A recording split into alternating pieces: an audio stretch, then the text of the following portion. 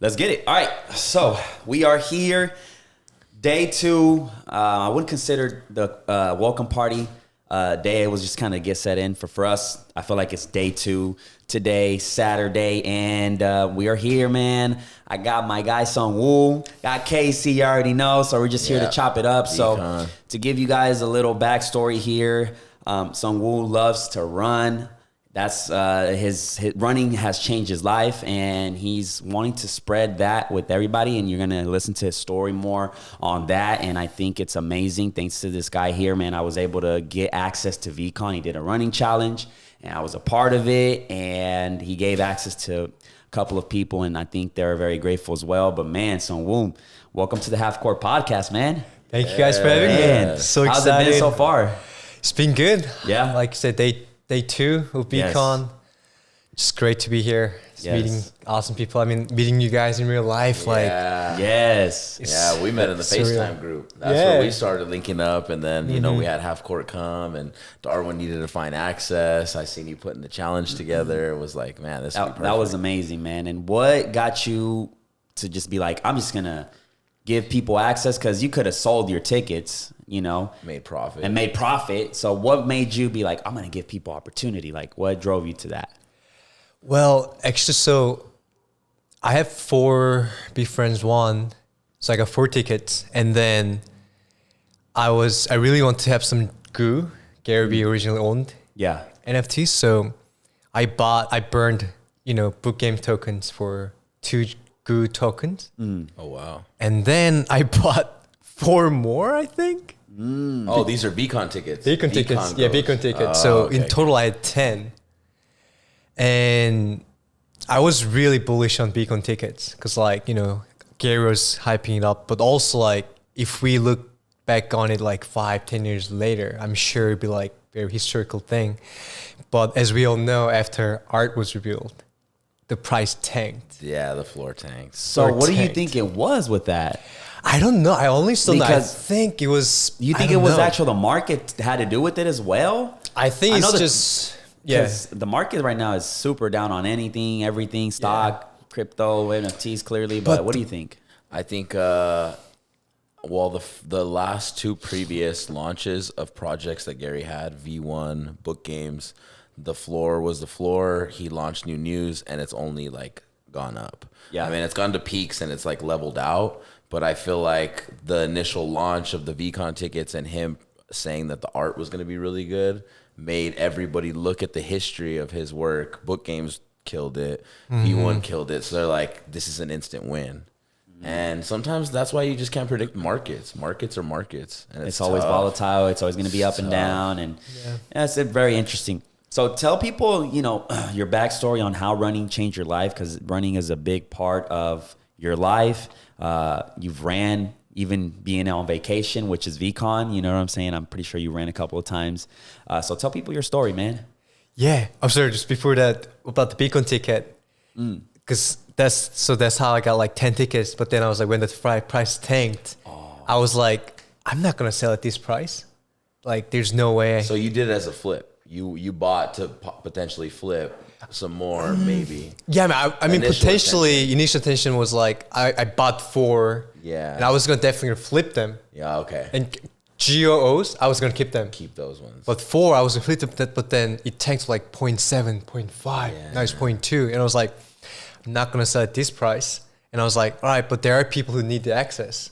So I was like, okay, at least I can share the access, do something good about it. So that's how I kind of got around it. And then just so happy, I mean, through it, I met you. Yes. I met you more in there's more bond and connection. Right. So I'm just so grateful and thankful for that too. Yes. You can't take those opportunities for granted. And I think it's a good friendship. If we ever go to San Francisco, I'm hitting you up. Let's go. And Oklahoma. I'm going to go. I'm going to meet you guys and we can, go to that full place. Yeah.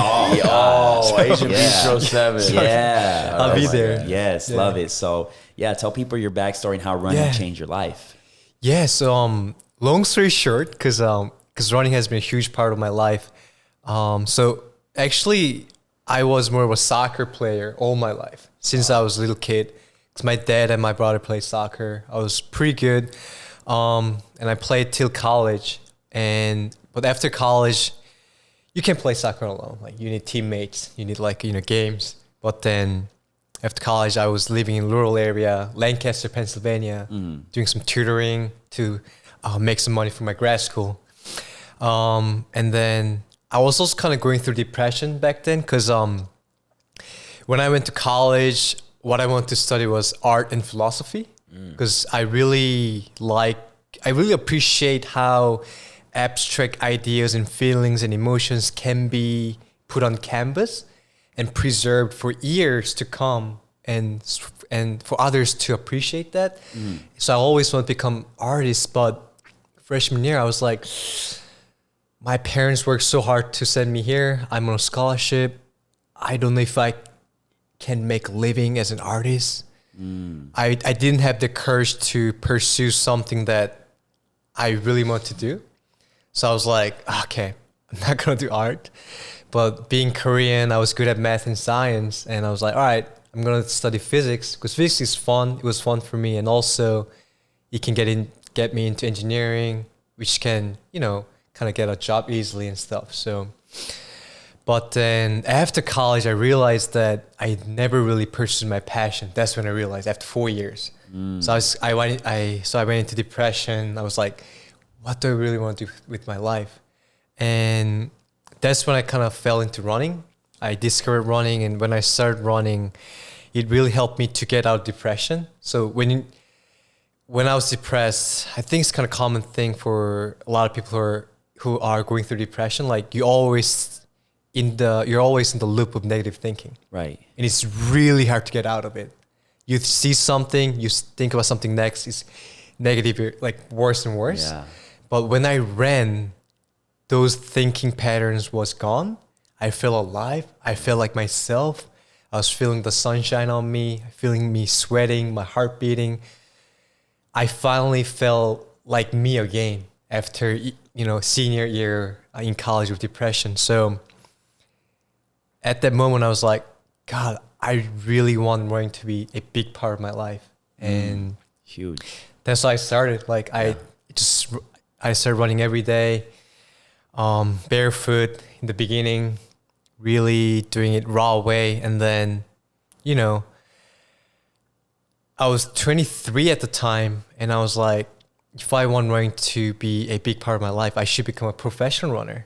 And I was like, but I'm late in the game. I'm 23. I should do something.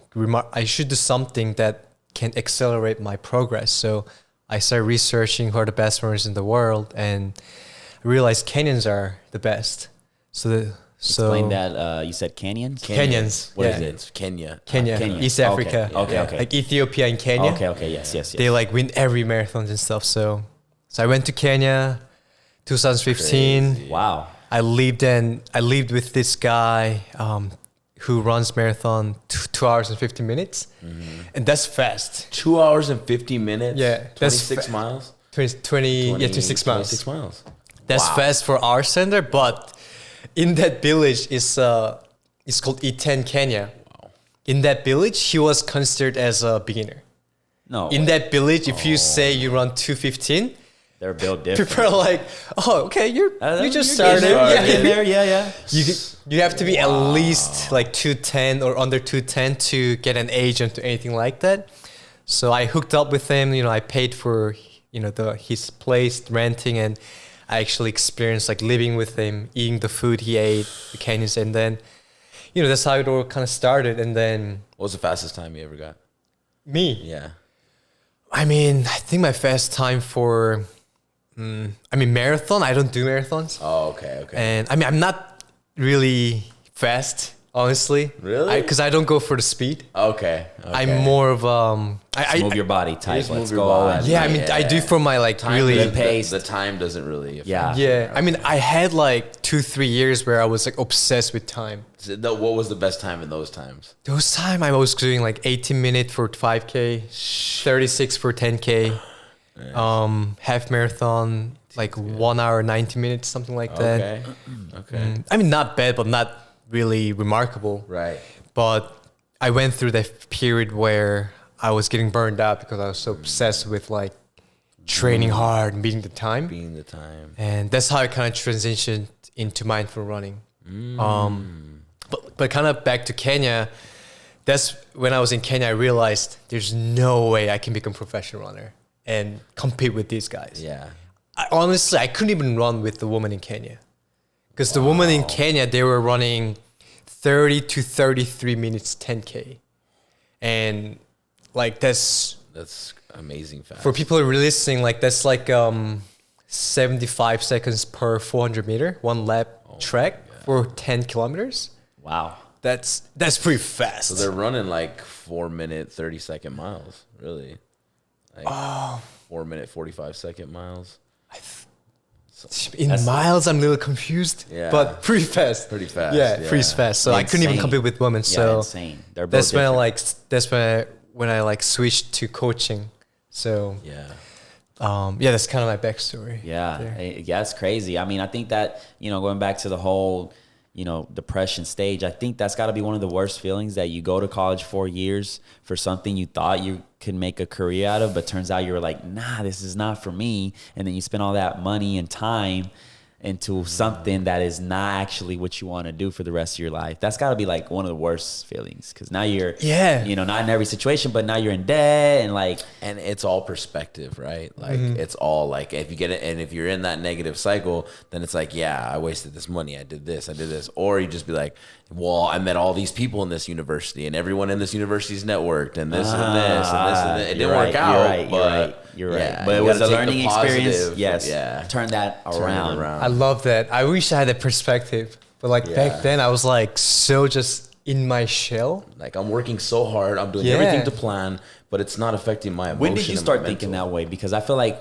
even me, I maybe was in a path in my life where I thought negative on a situation like that. I think I got in just really bad shit early. And I got really lucky. So I think the Navy, I have a whole story where I was facing the district attorney of Albuquerque, and I had 18 counts against me, and he was telling me, you should never be in the military. And I had joined, basically I was in boot camp, because I had joined with a recruiter in 2 weeks. So it ended up basically being a second free chance. They let me join the military, and it went off my record. So I think coming from those beginnings, and it's just everything else is a W. I'm playing on free time. I guess it was just I'm playing on house money. And even when I got in the military, I was like, okay, now I figured out a place where my family's going to be happy about me, because they're happy I joined the military. Then I knew I could survive in that. So I was always going to make them happy, and I always had income. And then, so even when I got out, I was like, I'm going to get out for a year, but I could just go back in a year if I fail in the civilian world, and then still retire at my 20, maybe at 21 years instead of 20 years. So when I got out, I just played the civilian world the same way. It was free money. It was everything that bad happened, you just flipped it away for it to be positive. I always tried glass half full, but I guess to answer your question, it just kind of came from the bad early start. Yeah. And then from there, knowing that, man, everything else is a W. Yeah, and it could have been a lot worse. Yeah, it takes a lot just to kind of put yourself in there's no point of being negative about something.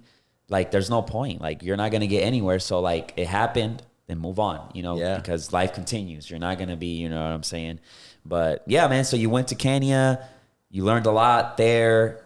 What was next for you going forward after that? So going forward, first time I went to Kenya was 2015. And that time I was in grad school. There was summer break. And then I had to go back to Korea to do military duty. So I went back to Korea. Wow, they called you back for military duty? You have to, man. You have to. Wow. Damn. What'd you do? What was it was 2 years? Oh, you can do 2 years or 3 years. So you can do 2 years as a soldier in Army or Navy, Air Force, or you can work at a company, small to mid-sized companies in Korea, and work there for 3 years. So actually, that's what I did. Okay. So I kind of opt out of it in a way. Yeah. It's still but you still worked. You provided a service to the country. Yeah, I would like to think that way. I worked hard at the research center and whatnot. So after 2015, first time in Kenya, I went back to Korea, worked 3 years in Korea, and then during the time, that's when I kind of developed my coaching stuff. I started sharing that my love for running with my friends. I started doing barefoot running classes, mindfulness running classes. Started working with Lululemon, which I'm really grateful. I'm still an ambassador with them. Nice. So yeah, that's kind of I started coaching in Korea. Yeah. So how long have you lived here in the United States? So I actually just got back last October. So you got back because you said you were in Pennsylvania, right? For Yes. school. Let me kind of 2015. summarize that because so I first came to United States when I was 16. 16. Went to high school in Ohio, Akron, Maine, and then I went to Dickinson College in Pennsylvania, and then I went to Stanford for grad school. And then I went back to Korea for military duty. Jesus. And then I came back last year after getting married with Fiona that you guys both met. Nice. Congrats on the marriage, bro. Yeah. Thank you. Fiona's Yeah, great Fiona's too. We had a blast amazing. hanging Yeah. out. Yeah, I'm luckiest Good guy, energy, man. good vibes. So it kind of, matches. Hey, so 16, did you move with I have a friend that's from South Korea that I was mentioning, Min Wonbul. Yeah. She lived with a family. Did you have like a sponsor or did you? Yeah, I had I was a exchange student. Exchange student. So I lived with family in Akron. Was it a good experience? They were so good. I mean, Oh, I'm okay. still so thankful for the family. Yeah, she had a bad experience. She Yeah, talked about it. I guess some people do. Yeah, I mean, I had some friends who had really bad experiences, and I have So some what- friends with good. What does what does that look like? Like exchange students? Like it's just like I want to go somewhere. And Basically, think about it. I mean, you're looking for opportunity, and then your family puts you in this program. They're telling you, you better do this because there's opportunity there. It's not even a choice. And then it's like you just get sent to this new, and you're 16, bro. You don't have all these life thoughts. In my mind, I'm like, damn, I kind of just want to kick it in Seoul with the homies. Yeah. You know what I mean? But you got to go. And the But family what is the wants purpose of going? Is it to pursue a career that's specifically in that country? Is that what it is? I mean, you could touch on that. Yeah, I mean, yeah. I mean, that career in school also like, I mean, in Korea, like going to school in America is like very kind of privileged thing to do. And, like Ivy League schools, like Stanford, I've been always bombarded with those ideas from my parents and from my peers. Like, you got to go to good school, like study hard. This kind of very Korean thing. Yeah. And so when my parents told me like, hey, there's this exchange student program, I was like, all right, maybe I'll go give it a shot. And funny thing though, I never was a good student. I mean, I was like B and C student, okay student. But when I came to America, I started studying really hard because like You wanted to take advantage of the opportunity. And not disappoint the family. For Especially sure. not disappoint And also like survive. Yeah. Because like no one was gonna take care of me. Like so I had to like study a lot, like dictionary, everything.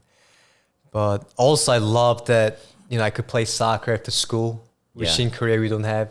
After school I'd go to like after school academies. Oh, like God. private tutoring. So I would get out of school at 3 p.m. and then go to after school schools until like 10 p.m. every day.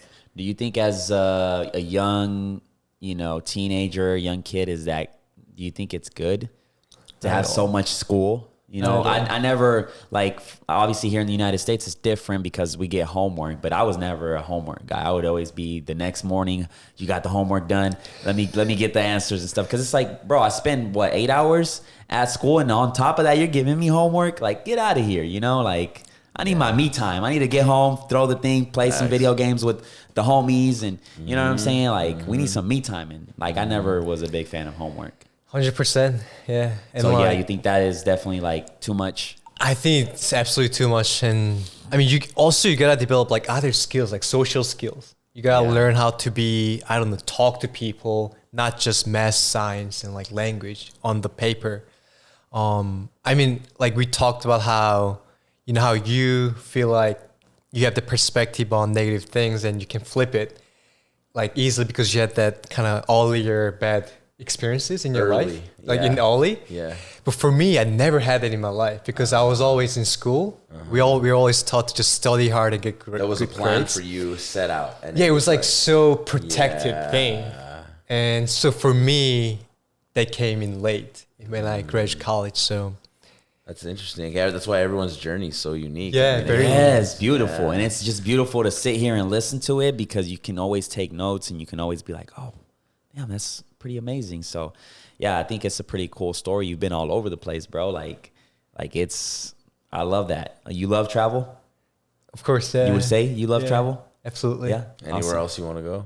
Any big place you're thinking, or next Europe? Or Oklahoma. Oklahoma. Oh, really? Man. For sure. Oh, Let's come go. on. Let's Yeah. go. See you Let's guys. make it happen. Yeah. Oh, yeah. Eat the food. You would love it. Yeah. Part 2, interview over there at the Okay. studio. Yeah. Follow Chop it up. up. Follow up. Yep. Yep. I'm with that. And yeah, it's amazing. How has San Francisco treated you?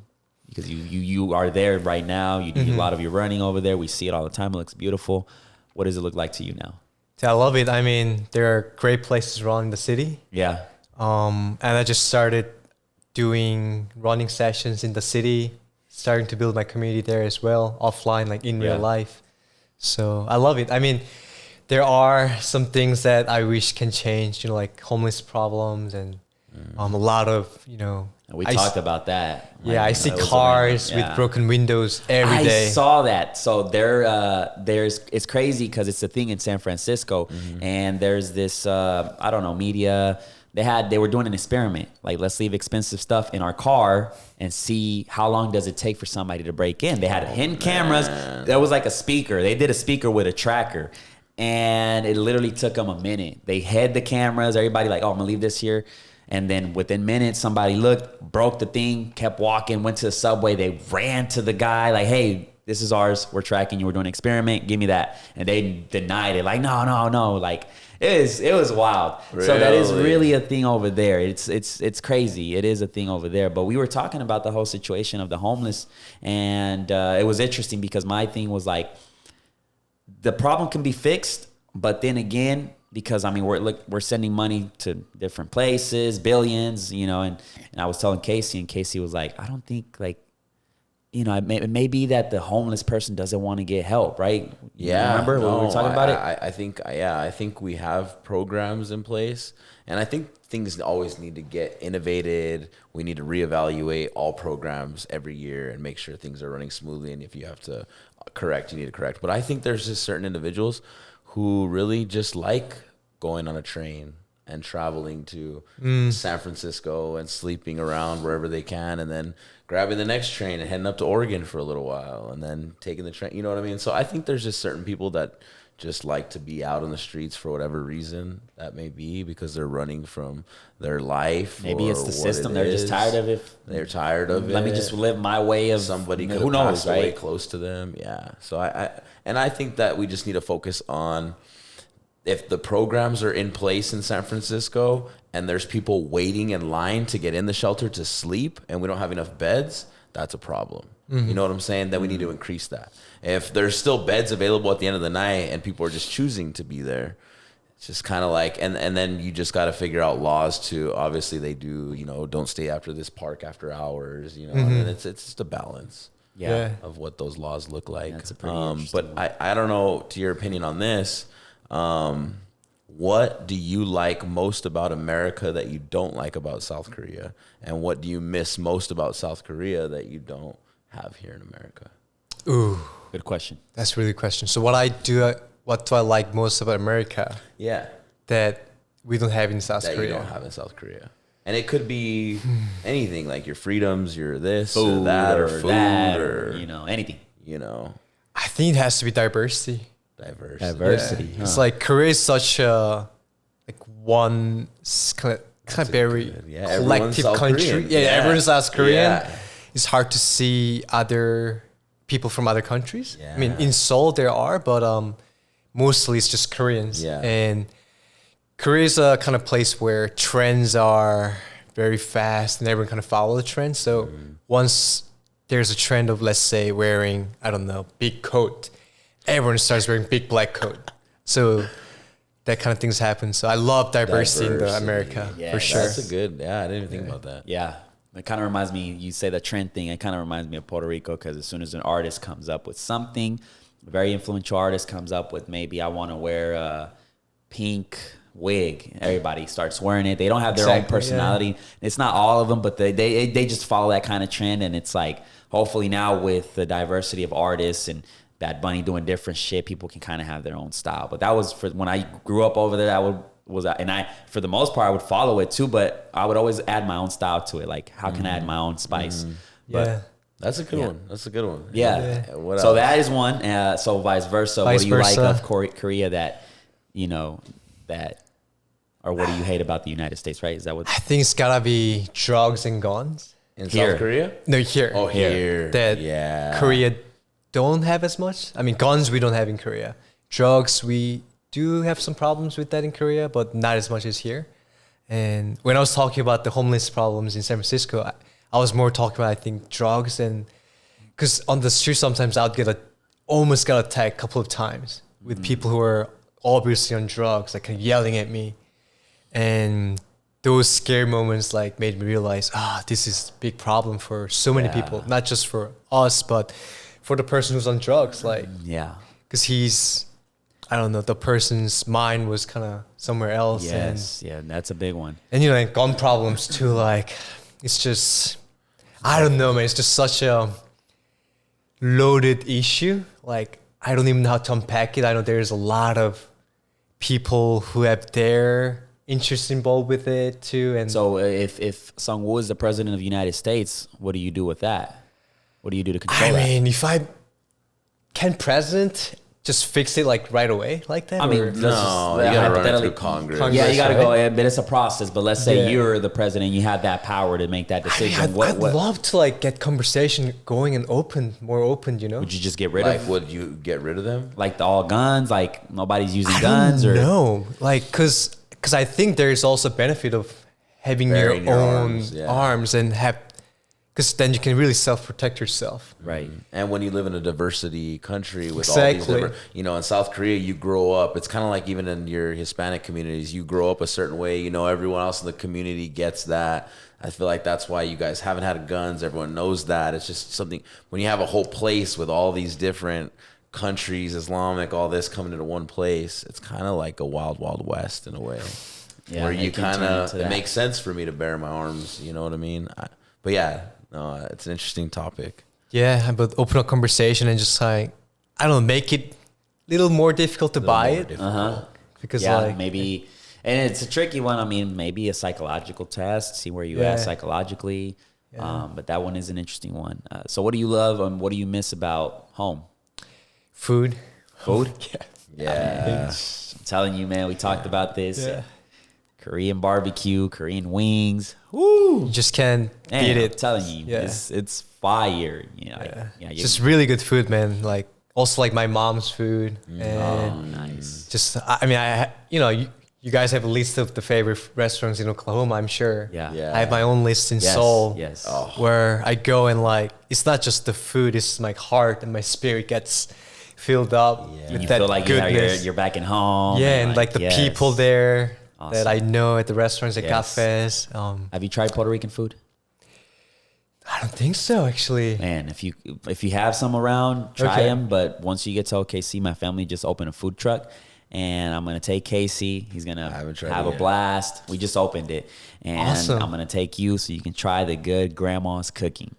Sounds amazing. Yes, grandma I'm and my aunt, excited. they've been whipping it, so that's Awesome. that's on the list. Okay. So yeah. So how did you get into the whole V Friends, and like when did you discover Gary V? How long did it take you for that? Yes, I was thinking about that, and I actually don't know when it was, but I know that it was before he got 1 million followers on YouTube.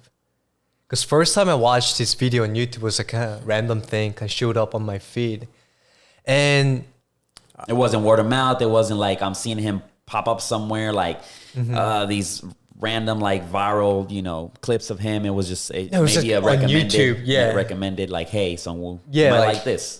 it was I think it was one of those daily Gary Vee. Yeah. And I yeah. watched the video and I remember thinking myself, I was like, who the fuck is this guy? Like talking so freely, Yeah, no yeah, filter, yeah. just like Gary. flowing with everyone, vibing with everyone. And I'm sad to say, at first I was like, this guy's crazy. And I kind of ignored him. I was like, I'm not going to watch this craziness, like, because I'm kind of introvert. It was kind of too much energy for me. So I kind of ignored him in the beginning. But then like sometime afterwards, some of his videos showed up again in Instagram. And then at the time I watched the Do you video. remember what year it was? I don't know, but I went into his YouTube through the Instagram because he had like a link on it Yeah. for the full clip. and he had more than 1 million followers. So I was like, oh, first time I saw him, he was like, I don't know, 600 followers, 600 grand. Yeah. So many more followers, right? Maybe I should pay more attention to him. And then I started listening to him more, and I really loved what he was saying. I started paying more attention to what he was saying, not his kind of crazy energy that I couldn't vibe at that point. And so the energy to you was kind of like I had to get used to it for me. Yeah. But yeah, since then I've been watching his content. And awesome. And then V1 not minting, was it just opportunity wasn't right for you, timing wasn't right for you, or it was just you didn't believe in it yet, you were still kind of like I mean, we all have these stories, like that's like one of my biggest different, yeah, because my mistakes, I think, in my investment in crypto and NFT. I was in his Discord in like way before the mint, because I saw his videos, because he was going crazy. He was hyping it. Like, NFT, I'm doing my own project, be friends. I went onto his Discord, and then I saw, his drawings on the befriends.com. But then when I saw his drawings, I was like, oh, I'm like, shit. Gary, like, I love you. I want to support you, but these drawings are not that great. And it's my fault, because I didn't do enough homework to understand that utility part, and the drawings were just the representation of what he was gonna do. And so yeah, I didn't mint. Yeah, big mistake, but you still got in. What did you get again? You got the FaceTime Frog, and that's how we connected. But what are the other ones you got? I got a Confident Cobra core. I got a Forthright Flamingo, very rare, and I got another FaceTime Fox before, like 2 months ago. Oh, because I got a good deal with someone. She was selling at really good price. I was gonna say, was there a reason for the characters or different? Well, the FaceTime, I could see the access part. Yeah, that's why I got that one. But like the other ones, was it just there was a deal, or did you like the characters? I just really like the idea of confidence. That's something I really want to have more with myself. And being forthright too. Like, sometimes I try to be nice a little too much. With others, but also with myself. Like, so I want to sometimes cut the bullshit. Yeah, kind candor. Right. So kind candor. Yeah, exactly. Yeah, with that, do you think that sometimes is a weakness, being too nice? I think so. Because Gary says the opposite. You read the book, right? He doesn't necessarily say the opposite. He just says that, like, or kind candor is what his biggest thing is. Like, just be direct in what it is. Like, don't beat around the bush, basically. And you can do that in a kind way. Like, you can tell an employee they suck without saying you suck. You know what I'm saying? And I think that's what Gary's biggest thing is. I've seen something like that too. It's like, always take the time when it comes to like being that boss, being that CEO, is always take the time to, like, if somebody's hurting numbers wise or whatever, like you said, it's like sit down with them and say, like, don't tell them like your numbers suck. Tell them, hey, I noticed, a decrease on your numbers. Is everything okay at the house? Right. Is there something you need to tell me? Like, let's talk. Like, you know what I'm saying? And that can make a big difference, So that's a big one. A good book on that, if anybody's listening and wants that, 1 Minute Manager. It's a little book, but 1 Minute Manager it's called. And I got that early on when I was interning with the company, and that book is a small read, and it like talks about one-on-one time with your employees and how it makes so much difference. Because when you know why Sally and her husband are fighting all now, well, then you know why Sally's having a rough time these last 2 weeks, because her and her guy are, but you got to know those things about Sally. Right. And that's kind of what the 1 Minute Manager talks about. So. Nice. Yeah. So what do you think about that? Like, you're too kind, and you think that could be a weakness sometimes for you? Yeah, I mean, because when I first came to the States, I couldn't speak English very well.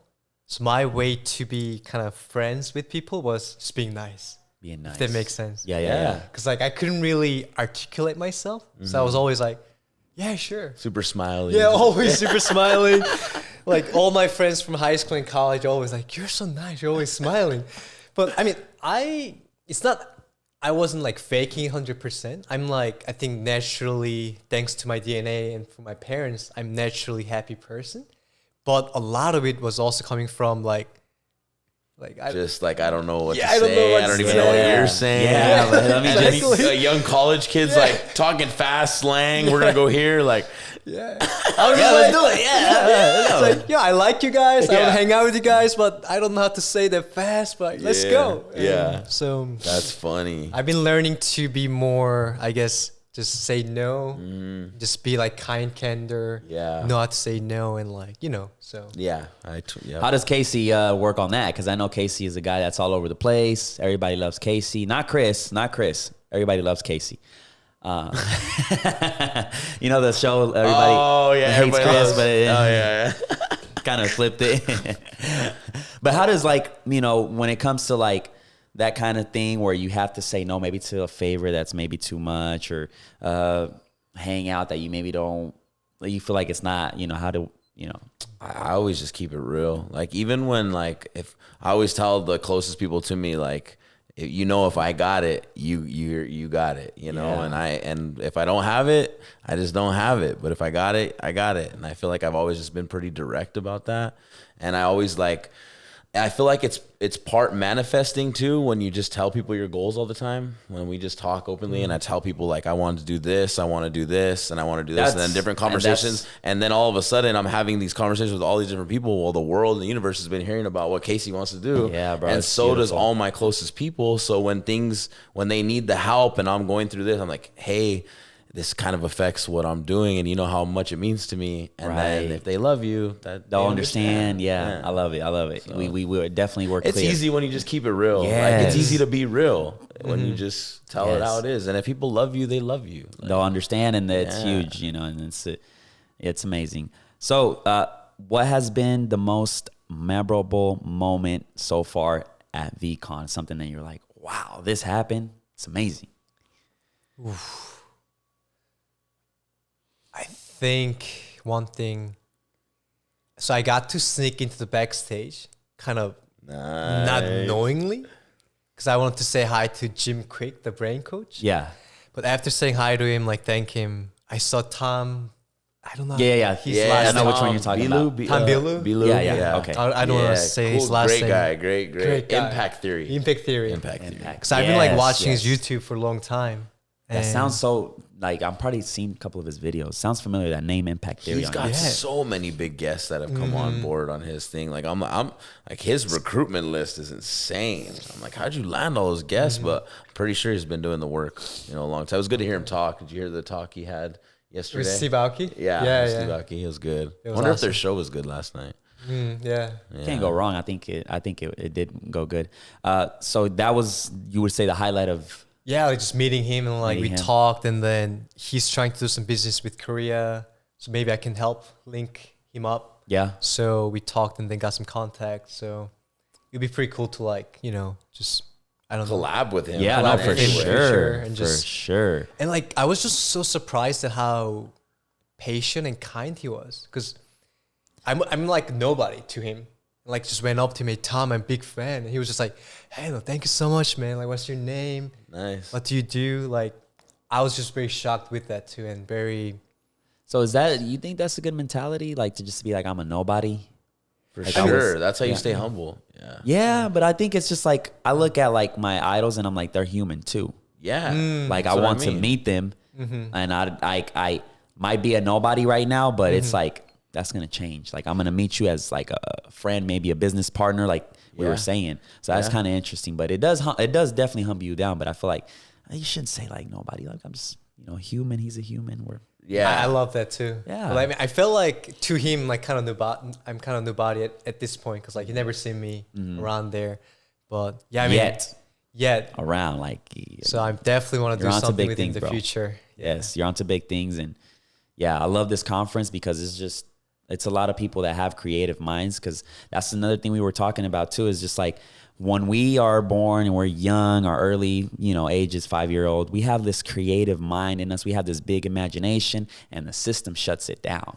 When you go to school, you keep growing up, you go to high school, college, and it just shuts it down. I feel like a lot of us are born with creativity and have it in us, whether it's at 5 years or maybe it develops into like when you get to 15 years old or whatever the case is. But I feel like we all have some creative things in us. It just gets shut down.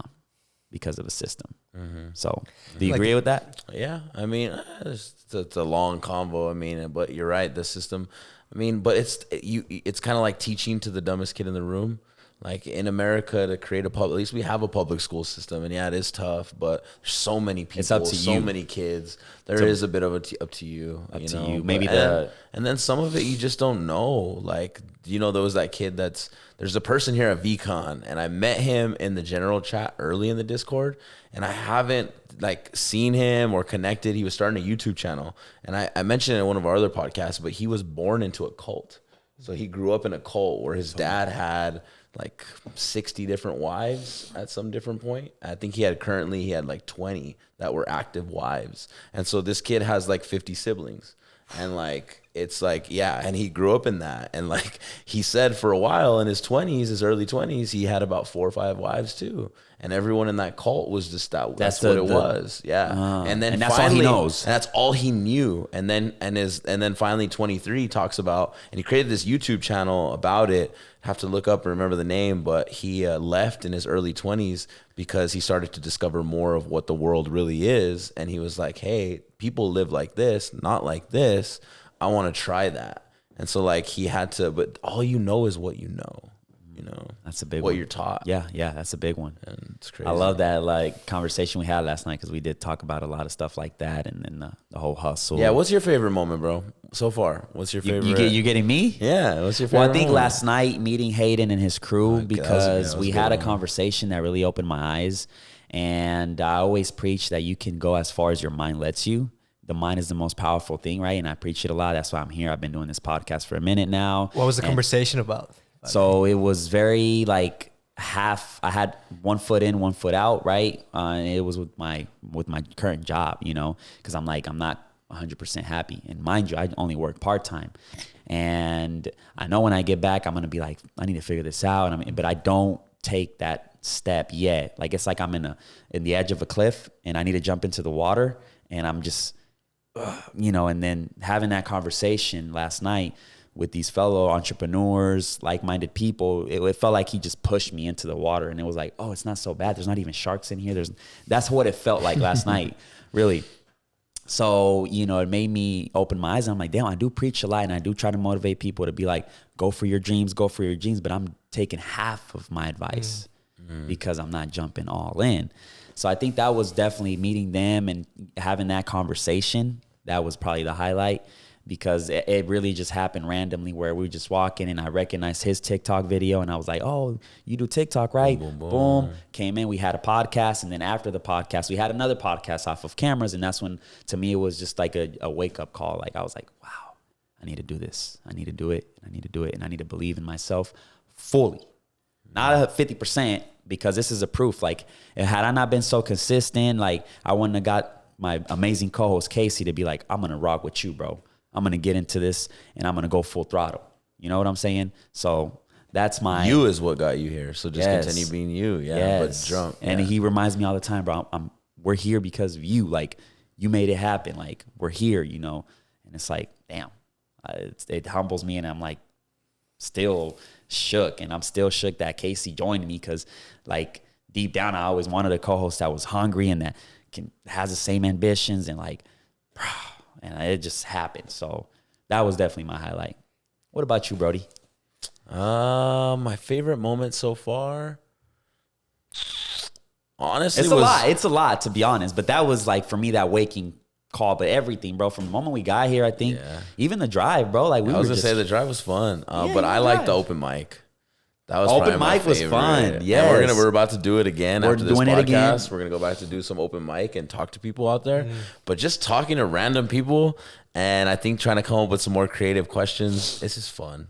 It's like, hey, can I ask you a couple questions? Yes, and people just like it because they get to vent, they get to tell their story. And then if you feel that little energy click as you're doing that little 1.5 minute segment, like you're like, boom, let's scan our VFriends thing, let's stay in contact, boom, boom, boom. And you guys got a great system to engage with people on like. But see, really I love that, level. Yeah, you need that, and it's like I love how Casey was up for the challenge too. Like, give me the mic.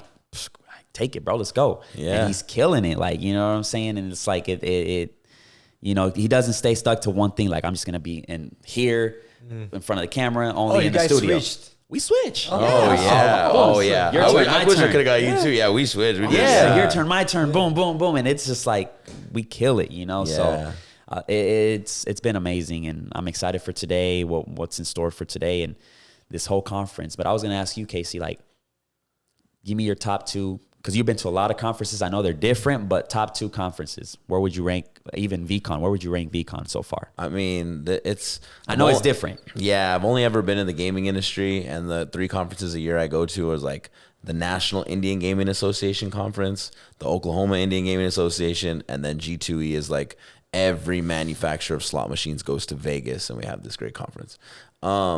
Man, those conferences are really fun. I mean, you get VIP access to Marquee, you get Hyde in the Bellagio, Excess in the Wynn, you're in all the nightclubs. Everything's usually open bar, gaming, a real heavy meals entertainment. Too. And I've had crazy experiences. Now that I think about it, because you've told me a couple. I remember one time walking back and I had my shirt buttoned inside out under my suit at 3 a.m, walking to the casino, and I seen this guy runs Durant Casino for Choctaw Nation down in Oklahoma. He sees me walking at like, hey, Skylar, and I'm going to my room, and I'm like, holy shit, I'm on. I just ended in this parking lot, this girl, and I was at this club and this Ortiz party.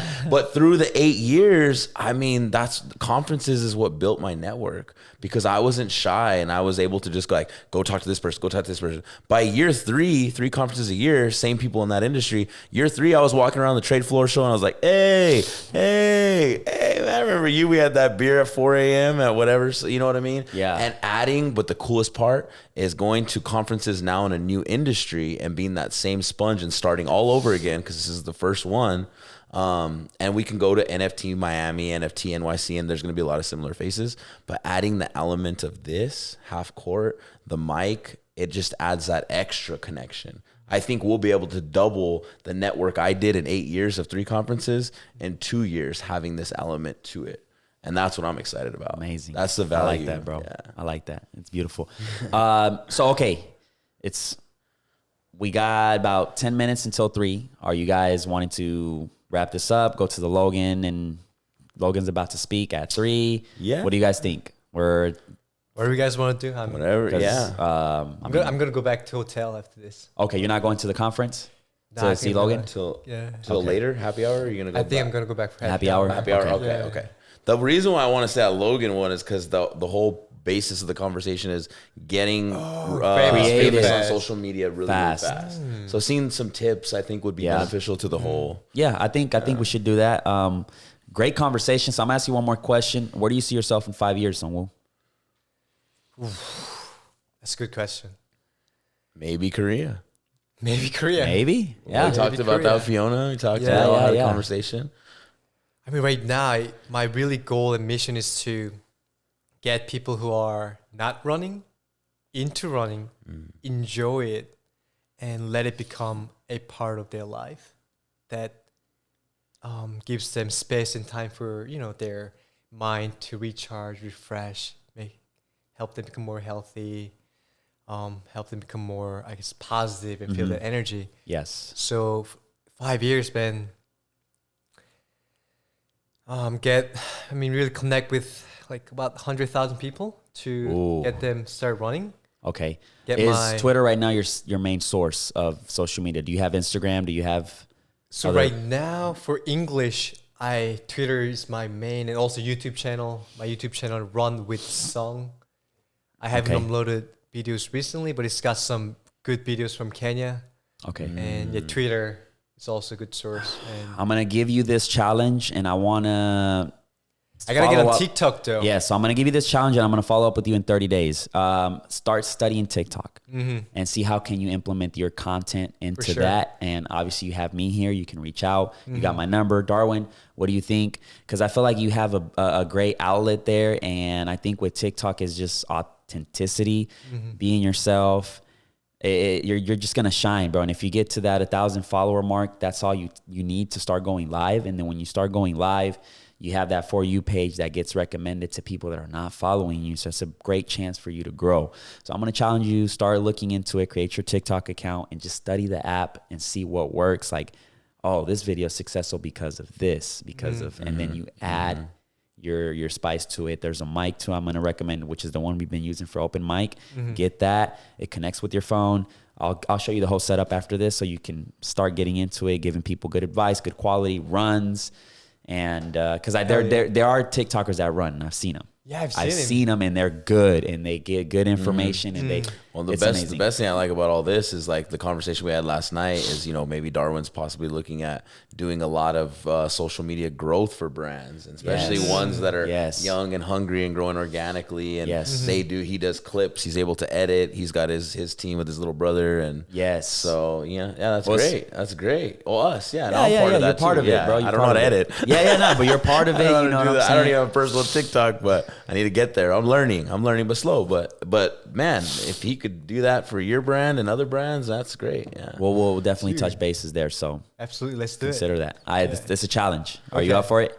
Absolutely. Let's go. All right. Thank you, Sungwoo, man. Where can they find you on Twitter? Mindful Run Coach. And we'll leave that in the description. And the Discord. And you got here, Discord and too. the Discord. Yeah, everything is on Twitter. You can find the links there, but we'll leave everything there in the screen. And thank you very much for stopping by, brother. Let's keep enjoying this VCon event, man. Yeah, thank you guys so much. Let's get it. I'm so grateful for meeting you guys. Let's get it. Yeah. We out.